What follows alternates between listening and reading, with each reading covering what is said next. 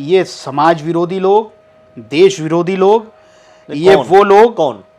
कांग्रेस के लोग, कांग्रेस के लोग देश विरोधी हो गए, जो राम के अस्तित्व पर सवाल उठाते हैं, गंगा की धाराओं पर, गंगा की मौजूदगी पर सवाल उठाते हैं, ऐसे लोगों को समाज खड़ा होगा।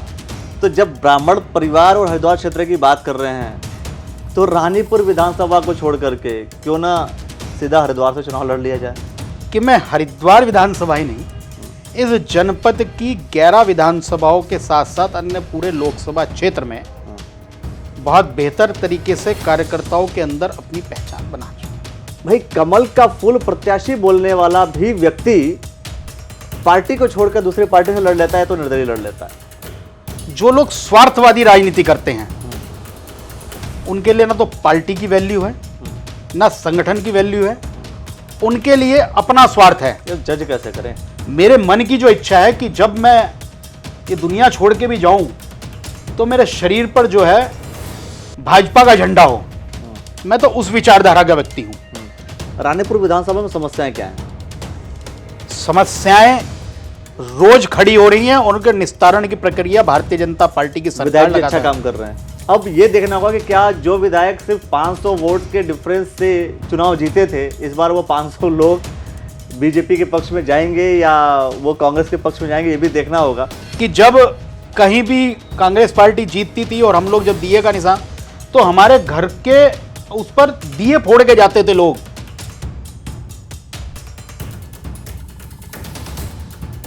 नमस्कार, मेरा नाम है अखिलेश और इस वक्त आप देखना शुरू कर चुके हैं द न्यूज वाला नेटवर्क। जैसा कि आप सभी को पता है कि हरिद्वार जिले की 11 विधानसभाओं की जानकारी हम आपको दे रहे हैं।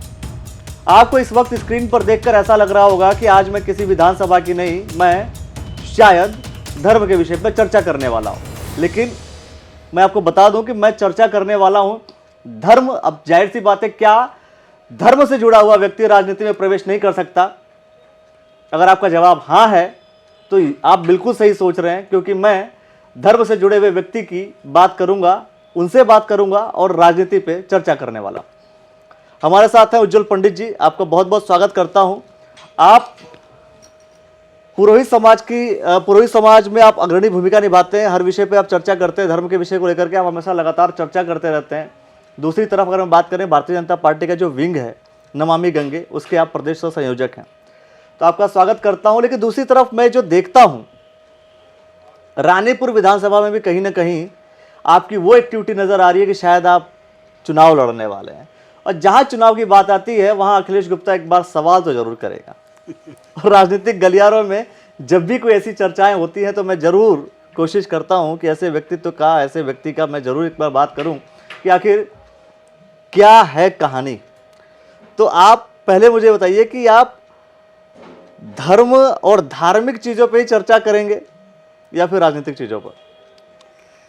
पहले तो आपका बहुत बहुत धन्यवाद कि आप का चैनल और आप मुझ तक पहुँचे, और आपकी जिज्ञासाएं निश्चित तौर पर जिस प्रकार की हैं और जिस प्रकार का माहौल इस समय उत्तराखंड के अंदर है जी, इस समय चुनावी माहौल है, चारों तरफ माहौल बना हुआ है, तो आप भी जो आपकी जिज्ञासाएं मुझे लग रही हैं वो चुनाव की ज़्यादा सुनने की इंटरेस्टेड है। और ऐसा नहीं है, मैं बहुत लंबे समय से राजनीति में सक्रिय हूँ।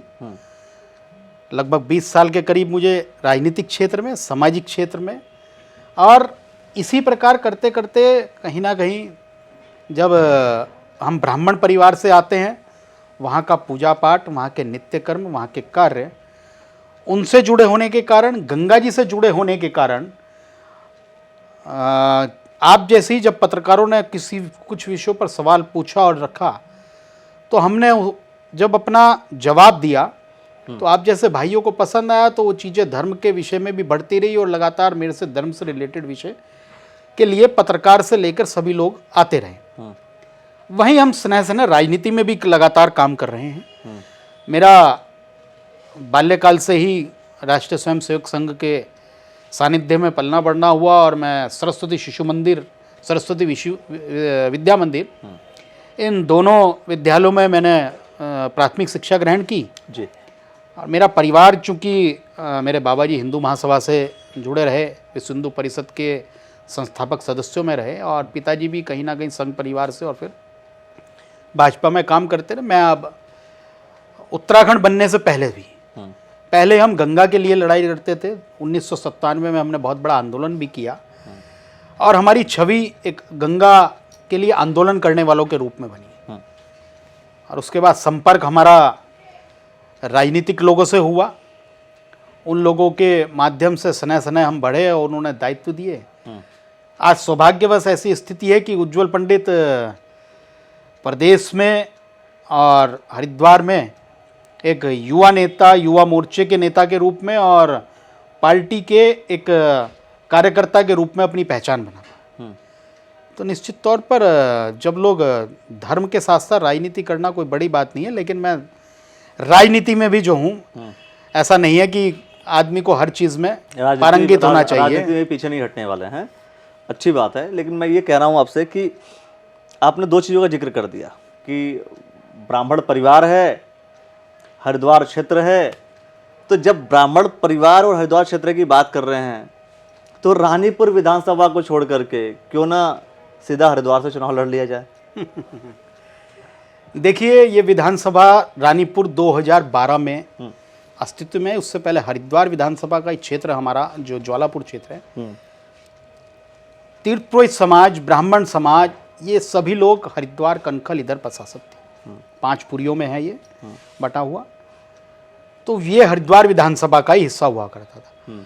और मेरा सौभाग्य है कि मैं हरिद्वार विधानसभा ही नहीं, इस जनपद की 11 विधानसभाओं के साथ साथ अन्य पूरे लोकसभा क्षेत्र में बहुत बेहतर तरीके से कार्यकर्ताओं के अंदर अपनी पहचान बना चुका। और बात चुनाव लड़ने और इसकी नहीं है, पार्टी से कोई भी व्यक्ति किसी भी विधानसभा से लड़े, और भारतीय जनता पार्टी मुझे जिस भी विधानसभा में, जब मैं युवा मोर्चे में काम कर रहा था तो कभी मुझे टिहरी गढ़वाल का प्रभारी बनाया गया, पौड़ी गढ़वाल का प्रभारी बनाया गया, परवादून, पचवादून, जहां संगठन ने जिम्मेदारी के लिए भेजा वहां हमने पार्टी को मजबूत करने के लिए, पार्टी के चुनाव लड़वाने के लिए, पार्टी की जीत के लिए काम किया है। तो पार्टी जिस जिस तरह का दिशा निर्देशन हमें करती गई उसी प्रकार से हम लोग कर रहे हैं। तो हमारी तो इच्छा पार्टी की जीत की रहती है। नहीं, आपकी इच्छा पार्टी की जीत की रहती है, पर बात यह है कि पार्टी किस कैंडिडेट को कहां लड़ा करके जीत सकती है, ये भी पार्टी कहीं ना कहीं कैलकुलेट करती है। और अभी कुछ वक्त से मैं देख रहा हूं कि लगातार जो लोग हैं वो आपका जिक्र कर रहे हैं, वो है रानीपुर विधानसभा। तो पहली चीज़ तो मैं ये आपसे जानना चाहूँगा, क्या रानीपुर विधानसभा ही क्यों? दूसरी चीज़ कि आखिर क्या रानीपुर विधानसभा के विधायक अच्छा काम नहीं कर रहे हैं? देखिए, मेरा आवास विधानसभा रानीपुर में है। मेरा सौभाग्य है कि आपके माध्यम से मुझे सूचना मिल रही है कि लोग मेरे नाम की चर्चा कर रहे हैं। मैं कोटि कोटि नमन करता हूं उन देवतुल्य निवासियों को कि जो शायद उनकी कुछ अपेक्षाएं होंगी, उनकी कुछ मेरे अंदर कुछ उन्होंने बात देखी होगी, लेकिन ये तय करना पार्टी का काम है। जनता की बात को भी पार्टी सुनती है और जनता के विषयों तक पहुंचना वो पार्टी की जिम्मेदारी है। अब क्या लोग कहते हैं, किस विषय में कहते हैं, ये मैं भी सुन रहा हूँ, आप भी सुन रहे हैं, अन्य लोग भी सुन रहे हैं। अगर बात रही चुनाव लड़ने की, तो पार्टी चुनाव लड़वाती है, हम चुनाव लड़ते ही हैं। हमारा तो तय है कि प्रत्याशी हमारा कमल का फूल है, उसको जिताने का काम हम करेंगे। और जो लोग जैसा काम कर रहे हैं उनको वैसी प्रतिक्रियाएं और वैसा रिजल्ट भी मिलता है। लगभग भारतीय जनता पार्टी के बहुत से पदाधिकारियों से जब मैं बात करता हूं तो हर एक पदाधिकारी इस बात का जिक्र करता है कि मैं मेरा जो चुनाव जो प्रत्याशी होगा वो कमल का फूल होगा। बट बात यह है कि बहुत सारे ऐसे ही नेताओं का जब मैं जिक्र करता हूं देखता हूं कि वो शायद कभी निर्दलीय तो कभी किसी अन्य पार्टी से भी लड़ जाते हैं। तो क्या महत्व रह जाता है? चूंकि आप धर्म से जुड़े हैं तो मैं ये सवाल कर रहा हूं, क्योंकि कहीं ना कहीं आंतरिक विषय है, ये मन के अंदर का विषय है, इसलिए मैं आपसे सवाल कर रहा हूं कि आखिर क्या ऐसा रह जाता है कि भाई कमल का फूल प्रत्याशी बोलने वाला भी व्यक्ति पार्टी को छोड़कर दूसरे पार्टी से लड़ लेता है तो निर्दलीय लड़ लेता है? देखिए, दो चीजें हैं। एक होती है महत्वाकांक्षा, एक होती है अति महत्वाकांक्षा। एक होती है जिम्मेदारी और एक होती है स्वावलंबी, स्वार्थ। जो लोग स्वार्थवादी राजनीति करते हैं उनके लिए ना तो पार्टी की वैल्यू है, ना संगठन की वैल्यू है, उनके लिए अपना स्वार्थ है। ये जज कैसे करें? बात तो ये है कि जज ऐसे करेंगे कि आखिर जनता तो हर एक भारतीय जनता पार्टी के नेताओं से एक ही स्टेटमेंट सुन रही है कि कमल का फूल मेरा प्रत्याशी। यही तो खूबसूरती है। लेकिन जनता खूबसूरती है, बट कहीं ना कहीं जब टिकट बढ़ जाते हैं ये खूबसूरती बदसूरती में भी कभी कभी बदलने लगती है। देखिए, फिर मैंने जैसा कहा, जनता किस पर और किस तरीके से विश्वास जो करे? लोग अति महत्वाकांक्षी हैं या जो लोग सिर्फ अपने तक सीमित रहते हैं, आज मैं भारतीय जनता पार्टी के रूप में पहचान मुझे भारतीय जनता पार्टी ने इतनी बड़ी दी है। मेरे मन की जो इच्छा है कि जब मैं ये दुनिया छोड़ के भी जाऊं तो मेरे शरीर पर जो है भाजपा का झंडा हो।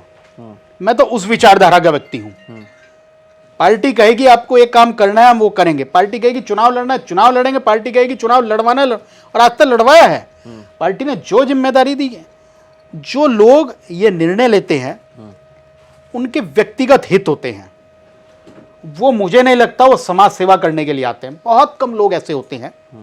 मतलब ये है कि उज्जवल पंडित जी कभी निर्दलीय या कभी किसी अन्य पार्टी से चुनाव नहीं लड़ेंगे? अरे मेरे परिवार ने पार्टी खड़ी करी है। मेरे दादाजी ने जो संघर्ष किया, मेरे नाना लगातार हर की पौड़ी क्षेत्र से वहाँ के सभासद पार्षद रहे, और मेरी मम्मी बताती थी कि जब कहीं भी कांग्रेस पार्टी जीतती थी और हम लोग जब दिए का निशान, तो हमारे घर के उस पर दिए फोड़ के जाते थे लोग। यही कांग्रेस के लोग या अन्य लोग वो दिए फोड़ के जाते थे। उस संघर्ष, उन लोगों के संग, आज तो हम मौज ले रहे हैं। आज विश्व की सबसे बड़ी भारतीय जनता पार्टी खड़ी हो, उन लोगों के संघर्ष के कारण खड़ी हो गई है। आज हम कैसे छोड़ दें? आज हमारे लोगों ने विरासत में हमको ये चीज दी है। हमसे बड़ा नालायक कोई नहीं होगा अगर हम इन चीजों को दूर करके और इन चीजों को हटाकर और इन चीजों का त्याग करके कहीं और जाएं। ये व्यक्तिगत, और जो व्यक्ति अपने परिवार के अंदर सिर्फ और सिर्फ अपना हित सोचता है वो कभी जिंदगी में सफल नहीं हो सकता। ये सत्यता है। परिवार में परिवार बढ़े ज्यादा बेटर है। बिल्कुल परिवार बढ़े। हम तो, अरे मैं तो ब्राह्मण हूं, और हम लोग ब्राह्मण के अलावा, आप भी अपने पिता का आशीर्वाद लेते होंगे तो वो कहते हैं पुत्रवत हो, आपकी पत्नी आशीर्वाद लोगी पुत्रवती हो, वंश वृद्धि हो, व्यापार, वो वृद्धि की बात करते हैं। तो हमारे भारत के अंदर संस्कार है भाई, आप छोड़ नहीं सकते। नहीं, बट यही तो मैंने आपसे पहले जिक्र कर लिया कि कितना भी देखिए, जो लोग छोड़ते हैं, जो लोग पार्टी छोड़ते हैं, वो लोग, उनका संस्कार वैसा नहीं होता। देखिए, मुझे तो बहुत से लोग उदाहरण भी है मेरे सामने। अभी मैं जिक्र नहीं करना चाहूँगा, हमारे नहीं रहे हमारे बीच में, बहुत मेरे आदरणीय हैं, सम्मानीय हैं। कहीं चुनाव लड़े हैं, पार्टी ने टिकट दिया नहीं दिया, लेकिन चुनाव लड़ने का जुनून था। कुछ लोगों को बड़ा शौक होता है चुनाव लड़ना है, चुनाव जीतते भी नहीं, कभी जीते भी नहीं, लेकिन चुनाव लड़ने का जुनून है।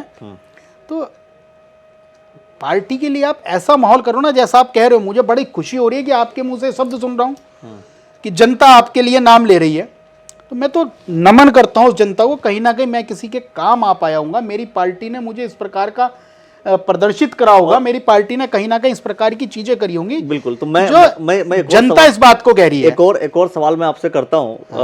खास तौर पर युवा मोर्चा में भी आप रहे, धामी जी भी युवा मोर्चा के अध्यक्ष रहे, तो उस कंडीशन में नजदीकियां ज्यादा होंगी आपकी, इशारों में बता रहे हैं। इशारों में बता रहे थे। इस वजह से तो नहीं आप जी नहीं, मैं कह रहा हूँ इसी वजह से तो कहीं नहीं आप रानीपुर विधानसभा तैयारी कर रहे हैं कि अच्छा मेरा आवास भी है, मैं वहां से चुनाव भी लड़ लूंगा, धामी जी मेरे मित्र भी हैं, तो टिकट भी मेरा हो जाएगा। ये बात किसने कहती तैयारी कर रहे हैं? देखिए, रानीपुर विधानसभा में जी 2012 में हमने मेहनत करी जी, 2017 में करी, उससे पहले 2002, 2007 लगातार हम कर रहे थे। अभी नगर पालिका शिवालिक नगर का चुनाव हुआ। इधर मेरी दोनों क्षेत्र में, क्योंकि मेरा वो क्षेत्र नगर पालिका का नहीं पड़ता, लेकिन मेरा क्षेत्र नगर निगम के आता है। पार्टी ने मुझे जिम्मेदारी दी कि आपको नगर पालिका शिवालिक नगर के प्रत्याशी के साथ काम करना है। हमने वहां काम किया, संघर्ष किया और पार्टी की झोली में जीत दर्ज कराई। ये मान किसका बढ़ा? ये तो पार्टी की जीत हुई, समाज में अच्छा संदेश दिया। इसीलिए आप कहीं ना कहीं बात, दूसरी बात, रानीपुर में मेरा गृह क्षेत्र भी है, मेरा समाज बहुत रहता है, और उसके अलावा मैं युवा मोर्चे में मंडल में, क्षेत्र में उसी से निकला। मैं मंडल में रहा, जिले में रहा, 10 साल से प्रदेश में हूँ, लेकिन क्षेत्र जो प्रमुख कार्य क्षेत्र जो है, आज मेरा जो बूथ 18 नंबर बूथ है, जो मेरा शक्ति केंद्र है, जो मेरा वार्ड है, जब चुनाव में तो संभालने की जिम्मेदारी वो पड़ती है भाई। बूथ तो पर आपने सारी चीजें मैनेज की हैं भाई, मैं उस बूथ पर आप क्या करेंगे कि रानीपुर विधानसभा से चुनाव लड़ेंगे और जीत जाएंगे, ये आप इस बेसिस पर आप कह रहे हैं? मैं तो चाह रहा हूं कि रानीपुर विधानसभा के रूप में जो भी व्यक्ति है, वो चाहे मैं हूं, चाहे आप हो, चाहे कोई भी हो, किसी भी प्रकार से मेरे बूथ पर और मेरे वार्ड से पहला उद्देश्य तो यह है मेरा बूथ सबसे मजबूत। उसके बाद ठीक है, बूथ और पूरी विधानसभा में कहीं भी, जैसा कि हम 2012 में जीतते हैं, 2017 में जीते, जब ये विधानसभा नहीं थी, हरिद्वार का हिस्सा था, हम तब भी जीते, लोकसभा में भी जीते, मेयर में भी जीते, पालिका में भी जीते। तो वो जीत निरंतर रहनी चाहिए। ये समाज विरोधी लोग, देश विरोधी लोग, ये वो लोग, कौन? कांग्रेस के लोग, कांग्रेस के लोग देश विरोधी हो गए? बिल्कुल। ये लोगों ने जो जो कृत्य इस समाज के साथ, इस देश के साथ किए हैं, उन लोगों को कोई अधिकार नहीं है यहां किसी का प्रतिनिधि बनने का। आप मुझे बताइए, कोरोना काल के समय में फिर भी हरिद्वार में मेयर कांग्रेस की हैं। देखिए, वो भी उसी कारण हुआ। वो जिन लोगों की, जिन संप्रदाय की, जिन समूहों की जुगलबंदी के कारण हुआ, आज उसका दंश झेलना पड़ रहा है।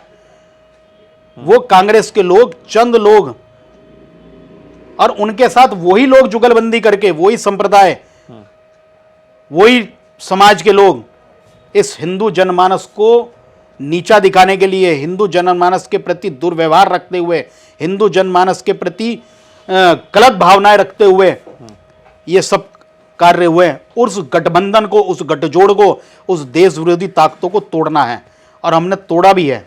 मतलब कई बार आपके नरेंद्र मोदी जी इस बात का जिक्र करते हैं कि सबका साथ, सबका विकास, सबका विश्वास, इस बात का जिक्र करते हैं, सबके विश्वास की बात करते हैं। हमारे मुख्यमंत्री एक और जोड़ते हैं, सुनिए, हमारे मुख्यमंत्री कहते हैं सबका प्रयास, लेकिन जो प्रयास नहीं कर रहा, जो उस महायज्ञ के अंदर उन आहुतियों में गलत आहुति दे रहा है, जो उस यज्ञ का विघटन गलत करना चाह रहा है, उन राक्षसों का, उन आतताइयों का, उन आक्रांताओं का विनाश करने का, उनको खत्म करने का काम भारतीय जनता पार्टी का एक एक कार्यकर्ता और इस क्षेत्र का एक एक जनमानस। साफ है कि भारतीय जनता पार्टी के खिलाफ अगर काम करोगे तो आक्रांता कह जाओगे और आपको खत्म कर देगा। बिल्कुल गलत बात है। खिलाफ काम नहीं, समाज के खिलाफ।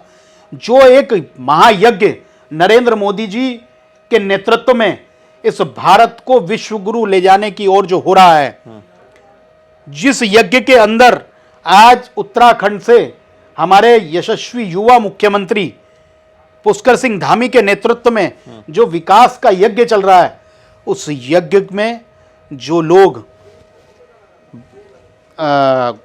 दिक्कत पैदा करेंगे, जो उसके अंदर गलत प्रकार की आहुतियां या गलत प्रकार का उसको खंडित करने का काम करेंगे, उन लोगों के प्रति फिर हमारा भी निर्णय सोचना पड़ेगा। चलिए, मैं लास्ट में सिर्फ 2 सवाल और चंद लाइनें में चाहूंगा उसके बारे में, खासतौर पर कि रानीपुर विधानसभा का जिक्र कर रहा हूं मैं दोस्तों। रानीपुर विधानसभा में समस्याएं क्या हैं? देखिए, रानीपुर विधानसभा की समस्याएं जो हैं वो यहाँ 2-3 तरह की हैं। मैंने पहले भी, आपसे पहले कुछ लोगों ने मेरे से पूछा। मेरा सौभाग्य है कि भारतीय जनता पार्टी ने बहुत सी समस्याओं का निराकरण किया है। यहाँ क्या है, सिडकुल आने के बाद लगातार नई कॉलोनियाँ बस रही, नए लोगों का आगमन लगातार हो रहा है, बड़ी बड़ी फैक्ट्रियाँ स्थापित हो रही हैं। अगर हम एक और रोजगार दे रहे हैं तो कहीं ना कहीं वहाँ पर वो स्थापित होने के लिए जो बाहरी लोग आ रहे हैं, वो कॉलोनियाँ बस रही हैं, वहाँ रोज नित नई समस्याएं खड़ी हो रही हैं। उन समस्याओं का निराकरण करने के लिए हम लगातार प्रयास कर रहे हैं। लेकिन लोगों को यह भी समझना होगा, जो पूर्व से लंबे समय की समस्याएं, जो आज़ादी के समय से बसासत के उससे भी पूर्व की जो स्थापित शहर थे, उन समस्याओं का निराकरण हमने किया है। तो ये चंद वर्षों से बसी हुई कॉलोनी क्षेत्रों का भी हम समस्याओं का निराकरण करने के लिए अग्रसर हैं। उसके अलावा यहाँ देहात क्षेत्र भी है, यहाँ शहरी क्षेत्र भी है। दोनों क्षेत्र इस विधानसभा में जुड़े होते हैं। अब उनके बीच में हमने तालमेल बना के, हमने देखिए जो हमारा पंचायत क्षेत्र था उसको हमने इधर नगर निगम में जोड़ा, उधर हमने शिवालिक नगर पालिका का गठन किया। वहाँ लगातार हम लोग विकास के काम कर रहे हैं। अभी हमारी पालिका को स्वच्छता के रूप में अवार्ड मिला। उधर रोशनाबाद औरंगाबाद आने की, उसको हमने हाईवे से जोड़ने के लिए हमने बिहारीगढ़ तक जो रास्ता ले गए हैं, और रोशनाबाद और सब, और उधर योग ग्राम की सड़क वगैरह, ये सब लगातार हम कनेक्टिविटी के माध्यम से, उधर हमारा हाईवे से सीधा शिवालिक नगर से जुड़ते हैं। तो लगातार हम इन 2-3 प्रमुख समस्याएं जो हैं इन पर काम कर रहे हैं। दूसरी स्वास्थ्य की व्यवस्था, शिक्षा की जो मूलभूत समस्याएं होती हैं। हाँ। वो तो मैं आपने कहा मूलभूत समस्याओं में स्वास्थ्य, शिक्षा आपने बताई, जो नई कॉलोनियां बस रही हैं, जो नए लोग आ रहे हैं उनके लिए व्यवस्थाएं डेवलप नहीं हो पा रही हैं, और ये दोष जो है कहीं ना कहीं रानीपुर के विधायक का है।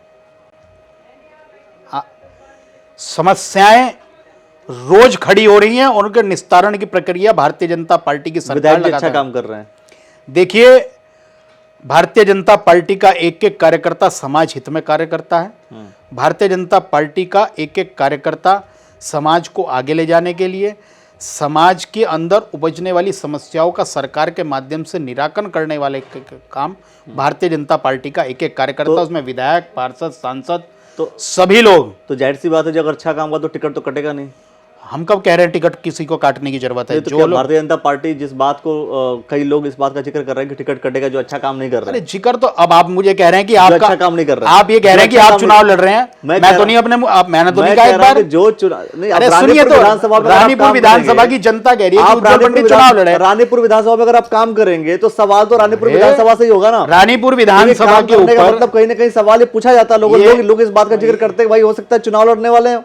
मतलब समाज के बीच में अपनी सरकार के कार्य ले जाना, सरकार के माध्यम से जनता की समस्याओं का निराकरण करना ही सिर्फ चुनाव, ये कांग्रेस की नीति है। अच्छा, ये हमारी नीति नहीं है। हम तो समाज को आगे ले जाने के लिए, समाज की समस्याओं को, जनता की समस्याओं को सरकार तक ले जाने का और सरकार के माध्यम से जन समस्याओं का निराकरण करने का काम भारतीय जनता पार्टी का कार्यकर्ता करता है। रानीपुर विधानसभा की मैं बात कर ले, लास्ट में एक सवाल की, क्या लगता है सरकार किसकी बनेगी?